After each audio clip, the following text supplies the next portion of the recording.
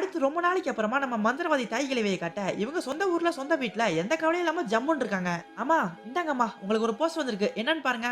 எனக்கு போஸ்டா யார்கிட்ட இருந்துப்பா வந்திருக்கு? அதெல்லாம் தெரியலம்மா. ஊர் பேர் இல்லாம மொட்டை கடிதாசியா தான் வந்திருக்கு. மொட்டை கடிதாசியா? கொடு அப்படி என்ன அனுப்பியிருக்காங்கன்னு பாப்போம்னு அதை பிரிச்சு பார்க்க உள்ள நம்ம ஆனா பூமிக்காவும் 6வது எபிசோட்ல அந்த மலை கோயில்ல வச்சு ஒரு செல்ஃபி எடுத்திருப்பாங்கல்ல அந்த போட்டோ தான் இருக்கு. இந்த போட்டோல இருக்க பொண்ணுங்களோட மூஞ்சிய ஸ்டிக்கரால கவர் ஆகி இருந்தாலும் இவங்களோட ஆறாவை வச்சு பார்க்கும்போது தெளிவா தெரியுது. இவங்க நம்ம கடைக்கு கடைசியா வந்த அதே பொண்ணுங்க தான். இப்ப ஏன் இந்த 2 பேரும் இவ்வளவு பெரிய பிரச்சனையில போய் மாட்டிக்கிட்டாங்கன்னு தெரியலையேன்னு செம்ம ஷாக்ல இருக்காங்க. ஏய் புனைகளா ஒண்ணும் பயப்படாதீங்க. நான் உங்கள பெருசா ஒண்ணும் பண்ண போறதில்ல. உங்களோட ஒரே ஒரு கண்ண மட்டும் இத வச்சு புடுங்கி எடுத்துக்கிறேன். வாங்க வாங்க என் கிட்ட வாங்க. நீ இங்கதான் இருக்கியா?